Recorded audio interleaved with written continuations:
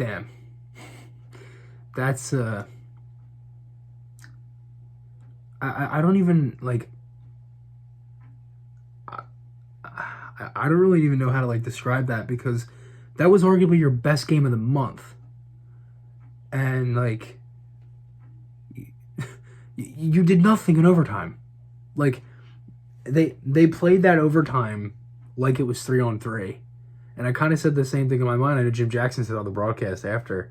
I was saying the same thing to myself. I'm like, they're literally skating around and passing the puck like it's 3-on-3. They're like afraid to do anything because you know how 3-on-3 is, and you know if you make one mistake, you're toast.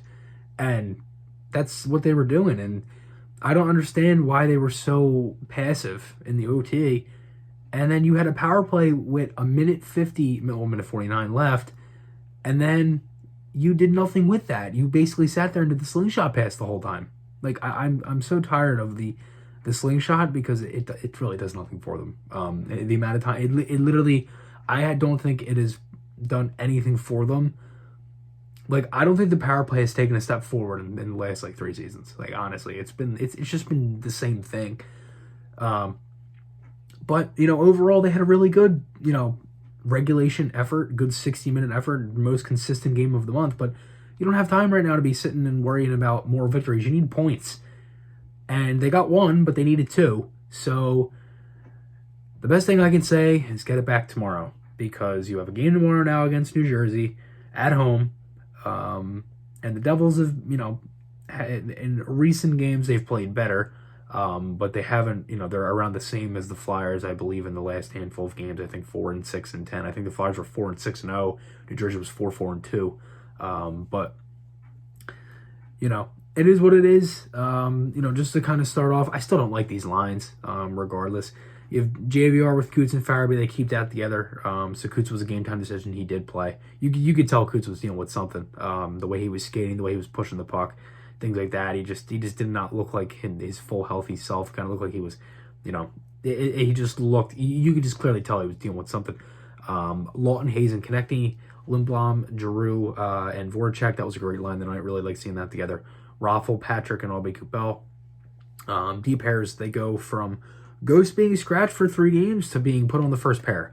So he plays with Provorov tonight. Sanheim and Braun. So they finally broke up the Sanheim and Myers pairing. Sanheim and Braun, and then Gus and Myers there. Moose and Ned for this one. Alex Line was the backup, so they gave Carter Hart that rest day, where they just give him the full day off, which is the tactic that a lot of teams have used this year, with all the stuff with COVID and everything. But starting off, the Flyers, they had a really good first, second, and third period. They had some good pressure, shooting mentality early. Patrick had a really nice chance of a great play in the neutral zone to kind of pick it up. Sorokin was fantastic in this game. Coots had a chance off a cycle. Flyers won majority of the puck battles. They had some pressure early. They had to keep that up. Neutral zone breakouts were really fantastic. Quick passes. They were getting through the zone, getting chances. And then the Islanders get a power play. Konechny takes a rough. Flyers killed that off. The Islanders weren't really set up much. They had it once maybe in the first 30 seconds or so, and then in the last 20 seconds they were set up again, but nothing too crazy. The Flyers killed that off. They were patient, but they were aggressive. And then, as I said, they killed that one off there. Some back and forth play after the power play. It was more clogged neutral zone for the Islanders, and then the Flyers had one shift where the Hayes line came out. Konechny had a golden chance in front, and the Flyers started right back, right on their push again, and they got the ball moving after that. Patrick stopped Sorokin off the rush again. He looked sharp here. It was a really good period overall for the Flyers. They carried pace. They carried the pace of play. They had a lot of good shifts, some good puck movement. They cycled well. They activated their points really well. They were getting shots through. But Sorokin was fantastic. Shots were 12-4 in favor of the Flyers after the first period. Flyers power play here. Voracek, he was held. A few chances, some good puck movement. JVR had a tip that deflected wide. JVR and Voracek 2-on-1. Raffle chance. In front off of wraparound. They were definitely getting their chances. And then the Flyers were able to cash in. Wallstrom hit a post. Braun hit a crossbar. A couple minutes later, the Flyers get that goal. 1-0. Lindblom. Nice cycle play off the draw by the Giroux line, which was G with Lindblom and Jake. Really nice setup. Giroux with the pass in front to Lindblom, who it looked like it went off of. I thought Giroux shot it and went off Lindblom, but it was a pass intended for Lindblom and went off of him and through Sorokin's legs. So it's a 1-0 lead there for the Flyers. Really nice play, and they get that first goal. They had a lot of zone time here in the second. Really good shifts. Patrick had a nice shot up high up high in the slot, and end of two. Pretty good period overall. They had a lot of zone time again. For the most part, they were dominating. I mean, the Islanders didn't really have much. Through 3 periods, they had 15 shots, and then in the overtime, they had 4.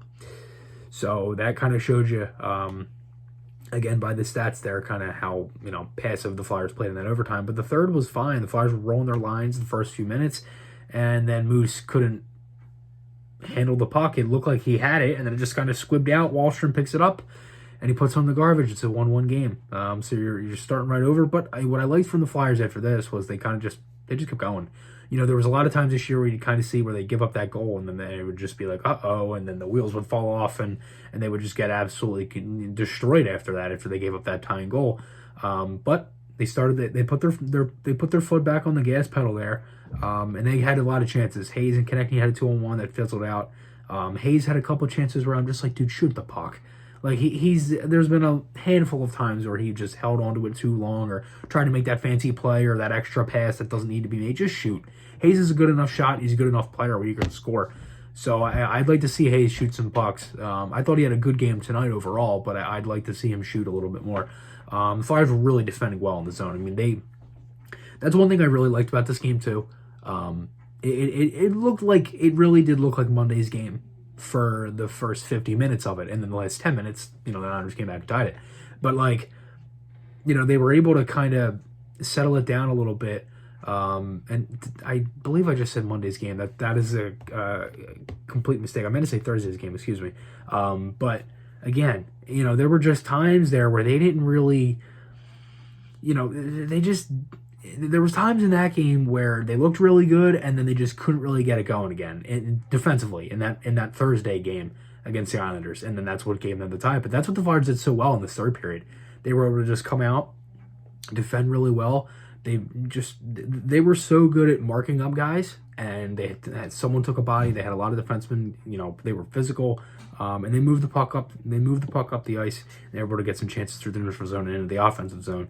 But Flyers get a power play here. Now this is the most aggravating part of this game, because you get a power play with 1:49 left, and you drew this one off of hard work. That's what is more aggravating about it. Couldn't even get set up. They had a setup for maybe 10 seconds that deflected off Sorokin's pad and was cleared, which was a very old-fashioned Flyers setup where literally Drew gets the crossing pass, Jake comes out high a little bit and sends it in front for the tip, but the pass was too over, and it hit Sorokin's pad and came out, and somebody cleared it from the Islanders. So you literally got nothing going there. That was your golden chance to win it in regulation, not give them a point, and score a power play goal and kind of, boost your psyche, as Keith Jones kind of called it there late on the broadcast. And you did nothing with it, and then you went into overtime. You had the 11 seconds that carried over. You played probably the most passive hockey I've seen in an overtime. That was 4-on-4, which again is different than 3-on-3, because the margin for error is a little bit better. But still, you don't want to sit there and play like all, lackadaisical and everything. So what happens? Farabee, they're looking for a change. Passes off the mark to Gostisbehere. Peugeot picks it up, sends it down low. And the wraparound from Beauvillier tucks it in past Moose's skate. 2-1, Islanders in overtime. So it sucks. They needed 2 points tonight. They have to come out tomorrow and win. That's the best part about this schedule. As I know it's, short amount of games and stuff, but if you lose a game, it's like, bam, right back at it tomorrow. And that's what they have to do. They have to come out, they have to win, have to beat New Jersey, because you have some games now where you can pick up some ground. With Boston in the COVID situation, they will have games in hand, but as I said before, with games in hand don't matter unless you win them. So, the Flyers, they have to use those games in hand that they have to their advantage, and they have to pick up some wins here going straight, but they needed a win tonight, and sadly just couldn't get it. So, you have to keep your foot on the gas, because it is a game where you've played, this is definitely your best game, and you want to, build onto that. But it just sucks because you really needed to win tonight and you couldn't. So let me know your guys' thoughts below, guys. Remember, podcast articles, those links from my channel. Hope you guys enjoyed this one. I'll see you guys in the next one. Goodbye.